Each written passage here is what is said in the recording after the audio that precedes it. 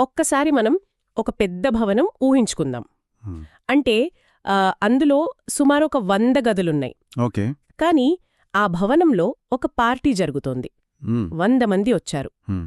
ఆశ్చర్యమేంటంటే ఆ 100 మందిలో ఏకంగా 90 మంది కేవలం ఒక 30 గదుల్లోనే కిక్కిరిసిపోయి ఉన్నారు. అంటే మిగతా 70 గదులు దాదాపు ఖాళీగా వెలవెలబోతూ ఉన్నాయన్నమాట. ఎగ్జాక్ట్లీ. వినడానికి చాలా విడ్డూరంగా ఉంది కదా. హ్మ్. కానీ మన భూమి మీద జనాభా పరిస్థితి అచ్చమిలాగే ఉంది. నిజమే. ఈరోజు మన ఈ డీప్ డైవ్లో అసలు జనాలెక్కడ ఉన్నారు, ఎందుకు అక్కడే ఉన్నారు అనేది విశ్లేషిద్దాం. అలాగే ప్రకృతిలో ఎన్ని వనరులున్నా సరే అంతిమంగా అత్యంత విలువైన వనరు మనిషే ఎందుకవుతాడు అనేదాని వెనుక ఉన్న అసలు కథను మన ఆధారాల ద్వారా డీకోడ్ చేద్దాం. ఖచ్చితంగా. ఇందాక ఆ పార్టీలో 90 మంది ఎందుకు ఆ 30 గదుల్లోనే ఉన్నారో మనం ఒక్కసారి ప్రాక్టికల్గా ఆలోచిస్తే బహుశా వంటగది కానీ బఫే సెక్షన్ కానీ ఆ గదుల దగ్గరే ఉండుంటాయి కదా. అవును, భోజనం ఎక్కడుంటే జనాలక్కడే ఉంటారు కదా. ఎగ్జాక్ట్లీ. మన భూమి మీద కూడా సరిగ్గా ఇదే జరుగుతుంది. మనుషులు వనరులు ఎక్కడుంటే అక్కడే గుమిగూడుతారు. కానీ ఇక్కడ మనం గమనించాల్సిన అతిపెద్ద విషయం ఒకటుంది. ఏంటది? ప్రకృతిలో ఏ వస్తువైనా సరే తనంతట తానుగా ఒక వనరుగా మారదు. ఉదాహరణకు భూమి అడుగున బొగ్గు లక్షల ఏళ్లుగా అలాగే ఉంది. కాని దాన్ని మండించి శక్తిని ఉత్పత్తి చేయొచ్చని మనిషి తన మేధస్సుతో తెలుసుకునే వరకు అది కేవలం ఒక నల్లరాయి మాత్రమే కదా. అవును, అదొక మామూలు రాయి. అంటే మనిషి తన నైపుణ్యాలతో ప్రకృతిని వనరుగా మారుస్తాడు కాబట్టే మనిషే అసలైన వనరు అంటారు. అబ్సల్యూట్లీ. అందుకే అసలైన వనరులు అడవులు, చమురు, నీరు కాదు, మానవ వనరులే. ఈ పాయింట్ చూస్తుంటే మన ఆధారాల్లో ఉన్న ఒక ఇంట్రెస్టింగ్ విషయం గుర్తొస్తోంది. 1985లోనే మన దేశంలో మానవ వనరుల అభివృద్ధి మంత్రిత్వశాఖ అనే ఒకదాన్ని ప్రత్యేకంగా ఏర్పాటు చేశారు. ఓ అవును కదా, హ్యూమన్ రిసోర్స్ డెవలప్మెంట్ మినిస్ట్రీ. ప్రధానమంత్రి కౌశల్ వికాస్ యోజన అని ఒక పథకం తెచ్చారు.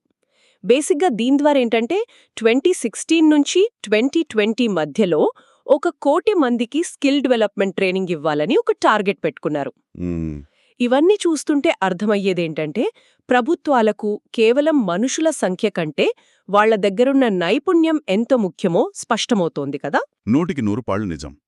వాస్తవానికి ఒక దేశంలో కేవలం జనాలు ఎక్కువగా ఉంటే సరిపోదు కదా. ఆ జనాభా ఆరోగ్యంగా ఉండి విద్యావంతులై ఆ జీవితంలో ఏదైనా సాధించాలనే ఒక ప్రేరణతో ఉన్నప్పుడే వారిని మనం నిజమైన వనరుగా పిలవగలం. రైట్. ఒకప్పుడు మనుషుల్ని ఎలా చూసేవారంటే కేవలం ఒక భారంగా, అంటే తిండి పెట్టాల్సిన నోళ్లుగా మాత్రమే చూసేవారు. అవును, పాపులేషన్ ఎక్కువైపోయింది, ఎలా మేపాలి. ఎగ్జాక్ట్లీ. కాని వాళ్లను సరైన విధంగా తీర్చిదిద్దితే ఆ మనుషులే దేశ ఎకానమీని నడిపించే అతి పెద్ద ఇంజినులవుతారు. నైపుణ్యం లేన ఒక 100 మంది చేసే పనిని సరైన ట్రైనింగ్ ఉన్న 10 మంది మరింత అద్భుతంగా చేయగలరు. నిజమే, చాలా ఈజీగా చేస్తారు. అవును. ప్రభుత్వాలు కోట్లాది రూపాయలు ఈ స్కిల్స్ మీద ఇన్వెస్ట్ చేయడానికి అసలు కారణం ఇదే. కానీ ఈ మానవ వనరులు ప్రపంచమంతా ఒకేలా లేవు. అంటే వయస్సు, విద్య, సంఖ్యాపరంగా అవి ఎప్పటికప్పుడు మారిపోతూ ఉంటాయి. సరే, దీన్ని కొంచెం వివరంగా విశ్లేషిద్దాం. ఇందాక జనాభా పంపిణీ గురించి మనం అనుకున్న ఆ 100 గదుల భవనం పోలికకు మళ్లీ వద్దాం. ఓకే. మన దగ్గరున్న గణాంకాల ప్రకారం చూస్తే ప్రపంచ జనాభా సుమారు 6.6 బిలియన్లు. కానీ భూమి ఉపరితలంలో కేవలం 30% విస్తీర్ణంలోనే ఏకంగా 90% మంది నివసిస్తున్నారు. వావ్! అంటే చాలా అసమానంగా ఉందన్నమాట. అవును. ఎక్కడ చూసినా దక్షిణ ఆసియా, ఆగ్నేయ ఆసియా, ఐరోపా, ఇంకా ఈశాన్య ఉత్తర అమెరికా ఈ ప్రాంతాలే విపరీతంగా కిక్కిరిసిపోయి కనిపిస్తాయి. మిగతా అంతా దాదాపు ఖాళీనే. ఆ కిక్కిరిసిపోయిన ప్రాంతాలు భూమి మీద ఎక్కడున్నాయో గమనిస్తే ఇంకో ఆశ్చర్యకరమైన విషయం బయటపడుతుంది. ఏంటది? అదేంటంటే భూమధ్యరేఖకు దక్షిణాన ఉన్న ప్రాంతాల కంటే ఉత్తర అర్ధగోళంలోనే జనాభా చాలా ఎక్కువ. ఇంకా స్పష్టంగా చెప్పాలంటే ప్రపంచ జనాభాలో ఏకంగా 75% మంది కేవలం ఆసియా, ఆఫ్రికా ఖండాల్లోనే ఉన్నారు. వెయిట్ 75% కేవలం 2 ఖండాల్లోనేనా? అవును. అంటే మిగతా ఖండాలన్నీ కలిపి కేవలం 25% జనాభాతో సరిపెట్టుకుంటున్నాయన్నమాట. అమేజింగ్. దీన్ని ఇంకోలా చూద్దాం. ప్రపంచ జనాభాలో 60% మంది కేవలం ఒక 10 దేశాల్లోనే ఉన్నారు తెలుసా. ఆ 10 దేశాల్లో ప్రతి ఒక్కదానిలో 100 మిలియన్లకు పైగా ప్రజలున్నారు. 10 దేశాల్లోనే 60%? వినడానికే చాలా ఆశ్చర్యంగా ఉంది. అవును గదా? అంటే ఎత్తైన పర్వతాలు, మంచుతో కప్పబడిన ధృవాలు, దట్టమైన అడవుల్లో జనాలెందుకుండరో ఇది స్పష్టం చేస్తుంది. నిజమే.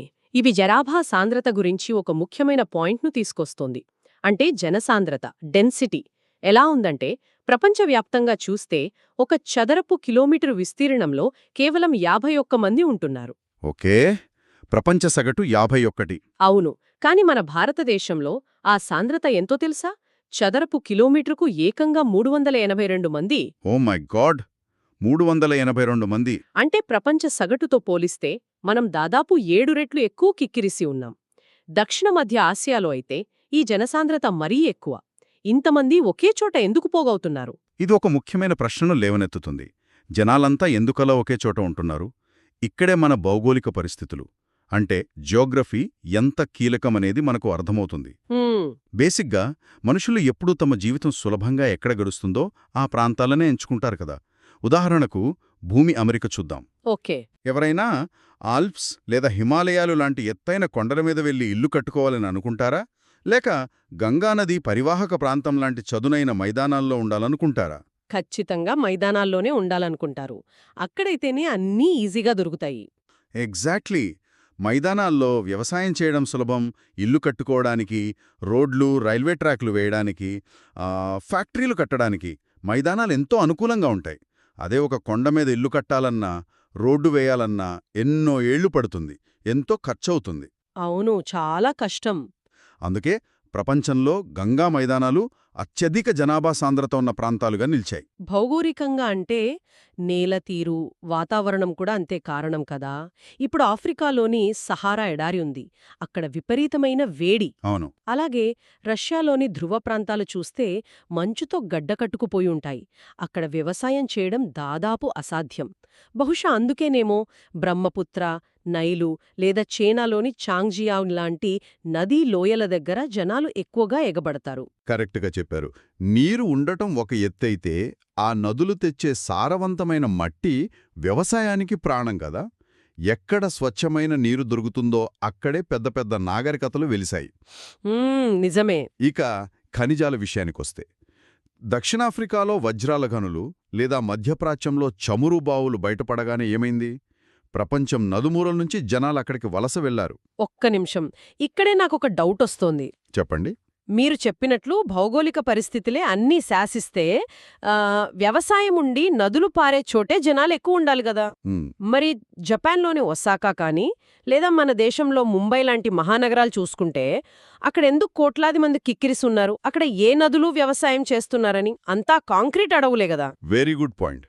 ఇక్కడే మనిషి ఆలోచనా విధానంలో వచ్చిన ఆ మార్పును మనం గమనించాలి. ఒకప్పుడు అంటే పాతకాలంలో కేవలం వ్యవసాయం కోసమే మనిషి స్థిరపడ్డాడు. కాని ఇప్పుడు సామాజిక, సాంస్కృతిక, ఆర్థిక కారణాలు జియోగ్రఫీని డామినేట్ చేస్తున్నాయి. అంటే వ్యవసాయం లేకపోయినా పర్లేదా? అవును. ఒక ప్రాంతంలో వ్యవసాయం లేకపోయినా పర్లేదు. అక్కడ అద్భుతమైన హాస్పిటల్స్, అత్యుత్తమ కాలేజీలు లాంటివి ఉంటే జనాలు తమ పిల్లల భవిష్యత్తు కోసం అక్కడికి వెళ్తారు. దీనికి మన దేశంలో బెస్ట్ ఉదాహరణ పూణే. ఓ రైట్, పూణే ఎడ్యుకేషన్ హబ్ కదా. ఎగ్జాక్ట్లీ.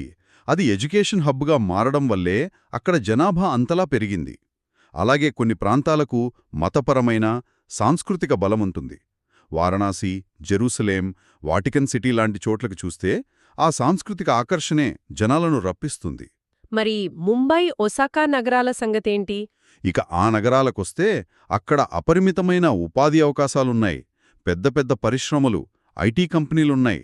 చేతికి పని దొరుకుతుంది, డబ్బులు వస్తాయి అనుకున్నప్పుడు మనిషి వ్యవసాయం ఉన్నా లేకున్నా అక్కడికి వలస వెళ్తాడు.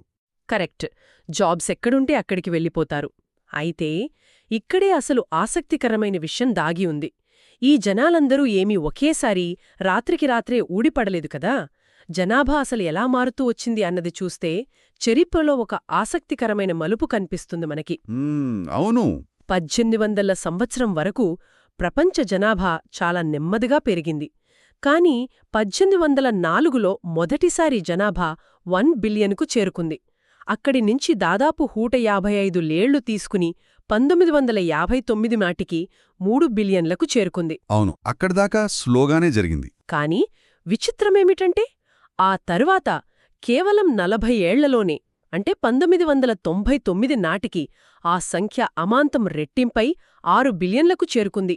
జస్ట్ 40 ఏళ్లలో ఏకంగా 3 బిలియన్ల మంది పెరిగిపోయారు. దీన్నే మనం జనాభా విస్ఫోటనం, పాపులేషన్ ఎక్స్ప్లోజన్ అంటున్నాం. అవును, కానీ ఆ విస్ఫోటనం వెనుకున్న మెకానిజం చాలామందికి సరిగ్గా తెలీదు. ఎలా జరిగిందసలు? జనాభా అనూహ్యంగా పెరిగింది అనగానే చాలామంది ఏమనుకుంటారంటే అప్పట్లో జనాలు ఎక్కువ మంది పిల్లల్ని కనడం మొదలుపెట్టారేమో అనుకుంటారు.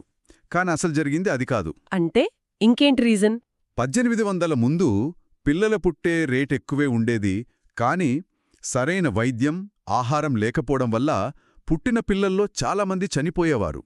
పెద్దవాళ్లు కూడా చిన్న చిన్న రోగాలకే, అంటే ఫీవర్ లాంటి వచ్చినా ప్రాణాలు వదిలేవారు. ఓ, అంటే జననాలు ఎన్నుండేవో మరణాలు కూడా దాదాపు అన్నే ఉండేవి కదా. ఎగ్జాక్ట్లీ. జననాలు మరణాలు ఈక్వల్గా ఉండడం వల్లే జనాభా పెరగలేదు. కానీ 20th సెంచురీలోకొచ్చేసరికి టెక్నాలజీ మారింది, యాంటీబయాటిక్స్ వచ్చాయి, వ్యాక్సిన్లొచ్చాయి. దానికి తోడు వ్యవసాయంలో యంత్రాలు, కొత్త వంగడాలు రావడంతో ఆహారోత్పత్తి విపరీతంగా పెరిగింది. అంటే మెడికల్ ఫెసిలిటీస్, ఫుడ్ బాగా అందుబాటులోకొచ్చాయన్నమాట. అవును. దీనివల్లేమైందంటే జనాల చావులు ఒక్కసారిగా తగ్గిపోయాయి. కాని పిల్లల్ని కనడం మాత్రం ముందులాగే, అంటే పాత అలవాటు ప్రకారం కొనసాగించారు. ఆ, అంటే జననాలు అలాగే ఉండి మరణాలు తగ్గిపోయాయి. కరెక్ట్. మరణాలు తగ్గి జననాలు అలాగే ఉండటం వల్ల ఏర్పడిన ఆ గ్యాప్ పేరే సహజ వృద్ధి రేటు, అంటే న్యాచురల్ గ్రోత్ రేట్ అంటారు. ఆ గ్యాప్ వల్లే జనాభా అమాంతం ఆకాశాన్ని తాకింది. ఓ, అదన్మాట లాజిక్. అయితే ఈ పుట్టుకలు, చావులు మాత్రమే కాకుండా మనుషులు దేశాలు దాటి వెళ్లడం కూడా జనాభాను భారీగా మార్చేస్తుంది కదా. అవును, వలసలు. ఇప్పుడు అమెరికా, ఆస్ట్రేలియా లాంటి దేశాలు ఈరోజు అంత జనాభాతో అంత పవర్ఫుల్గా ఉన్నాయంటే దానికి కారణం ఈ వలసలే కదా. ప్రపంచం నలుమూలల నుంచి నైపుణ్యమున్న వాళ్లంతా అక్కడికి వలస వెళ్లడం వల్ల ఆ దేశాల జనాభా, ఆర్థిక స్థితి రెండూ పెరిగాయి. ఖచ్చితంగా. అదే ఆఫ్రికాలోని సూడాన్ లాంటి దేశాల్లో చూస్తే లోపల ఉన్న యుద్ధాలు, దారిద్ర్యం వల్ల ఎంతోమంది ప్రాణాలు అరచేతిలో పెట్టుకుని పక్క దేశాలకు వలసపోయారు. అందుకే అక్కడ జనాభా తగ్గిపోయింది. అవును, మీరు చెప్పినట్లు ఈ వలసలను మనము 2 రకాలుగా చూడొచ్చు. దేశం వదిలి వెళ్లేవారు అంటే ఎమిగ్రెంట్స్, అలాగే కొత్త దేశంలోకి వచ్చేవారు ఇమ్మిగ్రెంట్స్. రైట్. సాధారణంగా మనుషులు ఎక్కడి నుంచి ఎక్కడికి వెళ్తారంటే తక్కువ అభివృద్ధి చెందిన దేశాల నుంచి మెరుగైన ఉపాధి, జీవితం కోసం అభివృద్ధి చెందిన దేశాలకు వెళ్తుంటారు.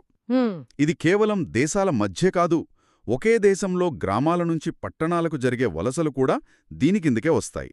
ఉదాహరణకు మన దగ్గర పల్లెటూర్ల నుంచి హైదరాబాద్, బెంగళూరు లాంటి ఐటీ నగరాలకు యువత క్యూ కట్టడం మనం రోజూ చూస్తున్నదే కదా. కరెక్ట్. జాబ్స్ కోసం సిటీలకు వెళ్ళిపోతున్నారు. అయితే ఇక్కడే నాకింకో పెద్ద డౌటొస్తోంది. ఏంటది? అంటే దీనర్థమేంటి?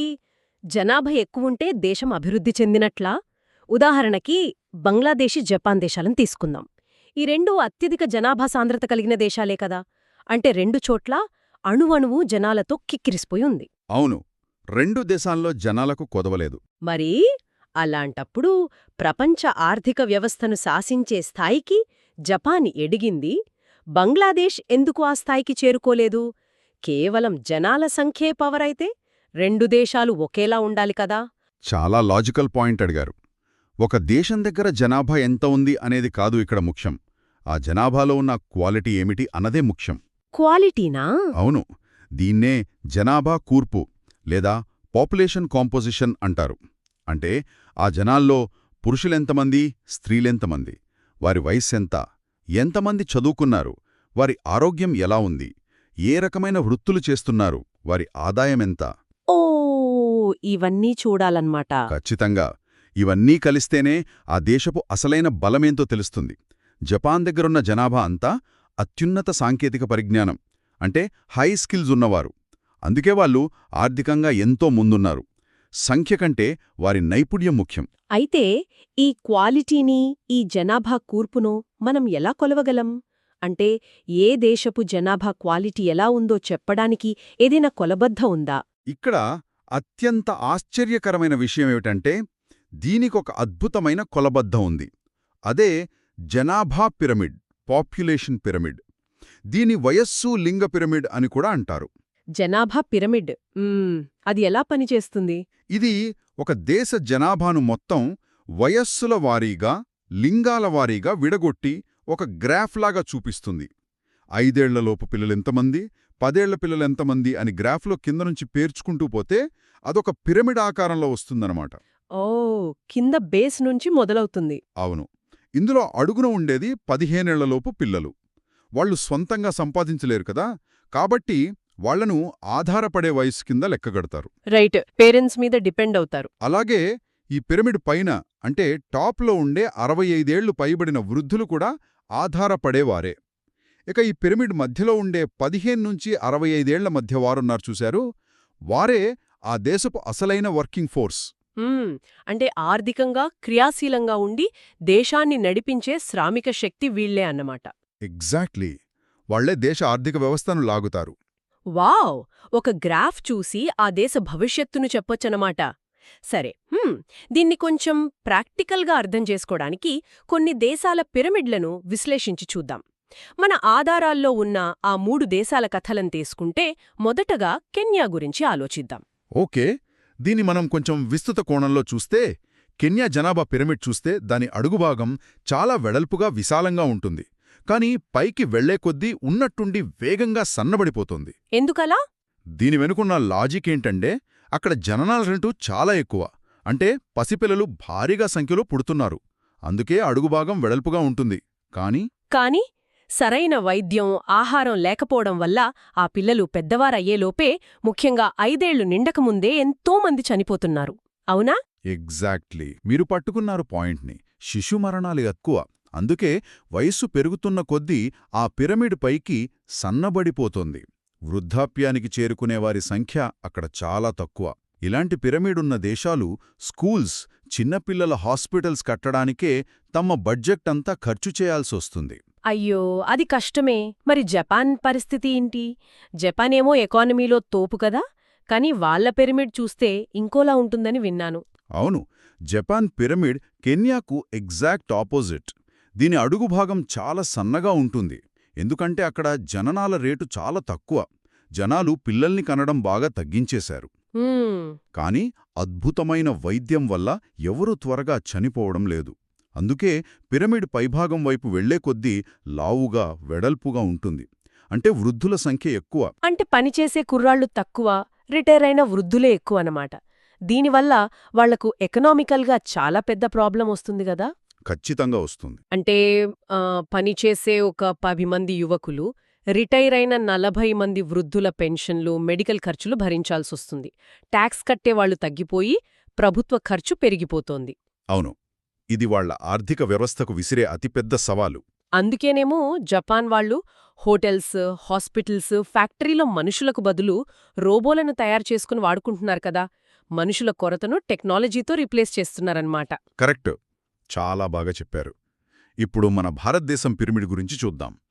ఇది చాలా చాలా ప్రత్యేకమైనది. ఒకప్పుడు మనది కూడా అచ్చం కెన్యా లాంటి పిరమిడే. కాని ఇప్పుడు మన పిరమిడ్ అడుగుభాగం వెడల్పుగానే ఉంది. అంటే జనాలు బానే ఉన్నాయి. దానికి తోడు ఇప్పుడు శిశు మరణాలు బాగా తగ్గాయి. పుట్టిన పిల్లలందరూ ఆరోగ్యంగా పెద్దవాళ్లవుతున్నారు. అందువల్ల పిరమిడ్ వెంటనే సన్నబడకుండా మధ్యభాగంలో కూడా లావుగానే ఉంటోంది. ఓ, అంటే దీని అర్థం మన పిరమిడ్ మధ్యలో ఉండే వర్కింగ్ ఏజ్ యువతి సంఖ్య భారీగా ఉందన్నమాట. దీన్నే మనం డెమోగ్రాఫిక్ డివిడెండ్ అంటాం కదా, అంటే యువశక్తి. ఎగ్జాక్ట్లీ. ఇంత పెద్ద సంఖ్యలో బలమైన, విస్తరిస్తున్న శ్రామిక శక్తి ఉండటం ఏ దేశానికైనా అదృష్టమే. కానీ ఇక్కడే ఒక చిన్న రిస్క్ కూడా ఉందనిపిస్తోంది నాకు. ఈ కోట్లాది మంది యువతకు సరియైన విద్య, స్కిల్స్, ఉద్యోగాలిస్తే ఈ దేశం సూపర్ పవర్ అవుతుంది. అదే వాళ్ల చేతికి పని దొరకకపోతే ఈ డెమోగ్రాఫిక్ డివిడెండ్ కాస్త డెమోగ్రాఫిక్ డిజాస్టర్, అంటే దేశానికి పెనుముప్పులా మారే ప్రమాదం కూడా ఉంది కదా. 100% పాళ్లు నిజం. అందుకే మనం మొదట్లో మాట్లాడుకున్న మానవ వనరుల అభివృద్ధి మంత్రిత్వ శాఖ, అలాగే కోట్లాది మందికి ట్రైనింగ్ ఇచ్చే స్కిల్ డెవలప్మెంట్ స్కీమ్ల అవసరం ఎంతైనా ఉంది. అవును, మూలాధారంలో చెప్పినట్లు నైపుణ్యం, ఉత్సాహం, ఆశావాదమున్న యువతే ఏ దేశానికైనా భవిష్యత్తు. అలాంటి అద్భుతమైన వనరు ఉండటం భారతదేశం అదృష్టం. వాళ్లను వనరుగా మలచుకోవడమే మన ముందున్న లక్ష్యం. ఒకటి స్పష్టంగా అర్థమవుతోంది. మనుషులు భౌగోళికంగా ఎక్కడున్నారనేది మాత్రమే కాదు, వాళ్ల వయసు కూర్పు, ఆరోగ్యం, ముఖ్యంగా వాళ్ల నైపుణ్యాలే వాళ్లను అంతిమ వనరుగా మారుస్తాయని అర్థమైంది. ఒక రాయిని వనరుగా మార్చాలన్నా సరే ఆ బలం మనిషి బుర్రలోనే ఉంది. ఖచ్చితంగా మనిషే అత్యుత్తమ వనరు. కానీ ఇక్కడే ఒక ఆసక్తికరమైన ప్రశ్న అడగాలనిపిస్తోంది. ఒక్కసారి ఆలోచిస్తే, ఒకప్పుడు మనిషి కండబలం వనరు కదా, ఎవరికి బలముంటే వాళ్లే పవర్ఫుల్. ఆ తర్వాత మనిషి నైపుణ్యం, బుద్ధి వనరుగా మారింది. చేతివృత్తులు, కోడింగ్, ఎనాలిసిస్ ఇలా బ్రెయిన్ వాడేవాళ్లు తోపులయ్యారు. అవును. కాని ఇప్పుడు చూస్తే ఏకంగా మనం చేసే ఆలోచనల్ని, పనుల్ని ఆర్టిఫిషియల్ ఇంటెలిజెన్స్ అంటే ఏఐ లాంటి టెక్నాలజీలు చిటికెలో చేసేస్తున్నాయి. మరి టెక్నాలజీయే అన్నీ ఆలోచించి, డిసైడ్ చేసి, పనిచేసే భవిష్యత్లోకి మనం వెళ్తున్నప్పుడు అసలు ఈ మారుతున్న కాలంలో మానవ వనరు అనే పదానికి అర్థం భవిష్యత్లో ఎలా మారబోతోంది? చాలా డీప్ క్వశ్చన్ ఇది. అవును. యంత్రాలు మనిషి మెదడును దాటుకుని పోతున్న కాలంలో, టెక్నాలజీ పెరుగుతున్న కొద్దీ వనరుగా మనిషి పాత్రేంటి, నెక్స్ట్ ఏం జరగబోతోంది, దీని గురించి వినేవాళ్లందరూ లోతుగా ఆలోచించాల్సిన అవసరముంది కదా. ఖచ్చితంగా ఆలోచించాలి. ఇక్కడితో మన ఈ డీప్ డైవ్ విశ్లేషణను ముగిద్దాం. ఇంత ఆసక్తికరమైన చర్చలో పాల్గొన్నందుకు థాంక్యూ. విన్నవాళ్లందరూ ఈ ఏఐ గురించి తప్పకుండా ఆలోచిస్తారని ఆశిద్దాం.